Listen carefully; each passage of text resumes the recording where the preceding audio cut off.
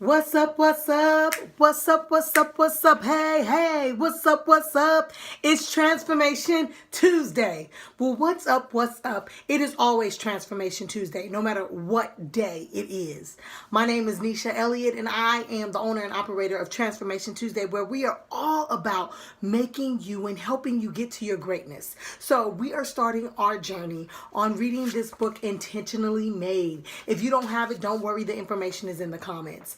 We are focusing on Intentionally Made because there are so many people who are just not functioning in their greatness, and they are not happy. They are not content with their life. And so there are so many reasons why people aren't content with their life. So what I wanted to come and share with you today is all in the book Intentionally Made.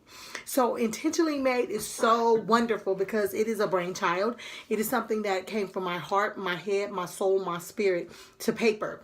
And the reason why I felt like I needed to write this book is because I know there were times in my life that I struggled with knowing who I was, whose I was, and what I needed to do in this life. So I know that so many other people are struggling with the same thing. People are just not happy with their lives. So I figured maybe if we start off by having the conversation that you are intentionally made, meaning that you are here on purpose, for purpose, and with a plan. So I share in my book that in chapter 1, we're going through chapter 1 right now, that you were designed for a purpose. So just think, when someone designs something, they're not designing it haphazardly, right? They're designing it so that it can be used, or it can serve a purpose. It could meet a need. It could fill a gap. There's so many reasons why things are designed. So let's think about God designing us. And I even share in the book like how amazing it is to think about God designing us. And so let me read a part to you that I talk about how excited I am that God designed me, that he took his time to design me. And so it goes like this. So, when things are designed, they're basically designed with a blueprint, or someone's already focused on what it's going to look like, what it's going to be like, everything, the shape and form of it, so that it can fulfill its purpose. So I write in the book on page 12, I would even say making a blueprint. I am a spiritual person, so I can imagine God taking his time to design me, having a detailed drawing, a blueprint of little old me. Wait. God took his time to design me? Wow. Now that is powerful. So I say that to say that each of us, God took his time to design us for a purpose, for a reason. And if we don't identify that we're here on purpose, then we struggle through life. We have difficulty through life. So I wanted to write this book so that I can start off with a conversation by saying we are designed on purpose. I read today in Transformation Tuesday on Facebook that you too are here for much more than what your parents could have even thought of, and maybe much more than you have ever dreamed of. And that's on page 7 of the book. Like, your parents, when you were born, they couldn't have even imagined what you were here for. And sometimes we can't even dream big enough to identify why we are here. We put ourselves in a box. I talked about in Transformation Tuesday on Facebook and Instagram. Follow me and like my pages.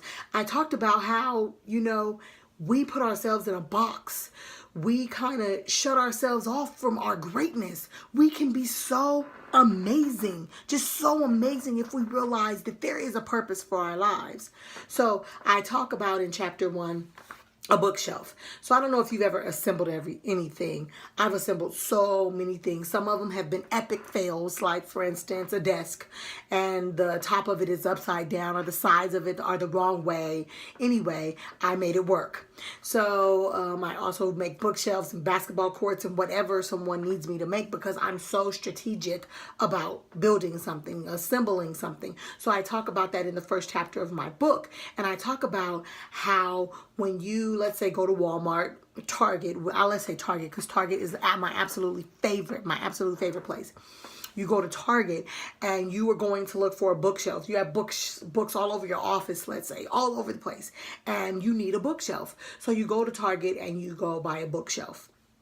So I'm just letting you imagine it. I'm talking a little bit about my book. And so when you go there, you're intending to buy a bookshelf. And what do you expect?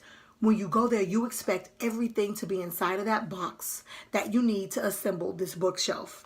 So when you open it up, there are going to be long sides and short little pieces to make the shelves and a backing.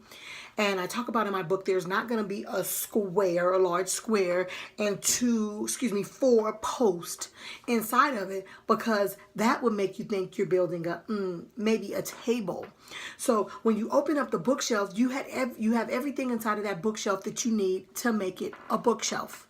No matter what happens, it's never going to be a table. It's never going to be a basketball court. It's never going to be a desk. It's never going to be any of those things. It's going to be a bookshelf, because all the pieces inside of it are there specifically on purpose, designed for a bookshelf. So I know it's just an inanimate object, but the same is true for us. Everything that we need to be assembled or to turn into or to transform into what we're supposed to be is already inside of us. The seeds of greatness are already inside of us. So let's just continue with the analogy of a bookshelf. If you were supposed to be a bookshelf, that's what you're going to be. But you have to make sure that you assemble the parts appropriately. You can't do them backwards. You can't do them sideways. You have to assemble it appropriately. And so what does that assembly look like? It looks like you laying out yourself, laying out who you are. That means you need to spend some quiet time with yourself, laying out who you are so that you can step into your greatness. So chapter 1 just convinces us and tells us that we were intentionally made. It helps us to identify what intentionally means. So I did a definition. So a definition of intentionally is done with intention or on purpose, intended. Another one says of or related to intention to purpose or purpose. I wasn't satisfied with the word being actually in the definition. So I wasn't satisfied with looking up intentionally, and the definition of intention was in there, of course, because it really never defines what the word means. So I decided to look up intention. And so this is on page 9. The definition of intention is 1, an act or an instance of determining. So here are additional synonyms: deliberately, calculated, on purpose, planned, with reason, meant, designed for, and aforethought. Those are words that describe that something was done before you were born to make sure that you would become who you were supposed to become.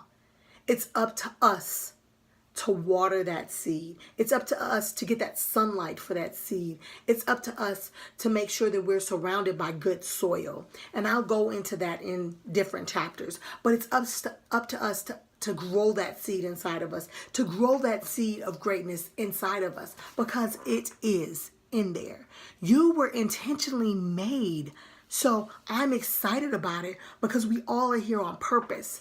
The sad part, however, though, is that people never sometimes look for their purpose. And so sometimes that role, that gap in life isn't filled because people aren't looking for their purpose. So I challenge you to get intentionally made. And again, the information is in comments. And then to follow us as we break down this book and have this conversation about you being here on purpose. I need you. You are here for a purpose, and you most definitely help the world go round. And so again, my name is Nisha. This is Transformation Tuesday. I love you so very much. You are intentionally made. Smooches, mwah, and I'm out.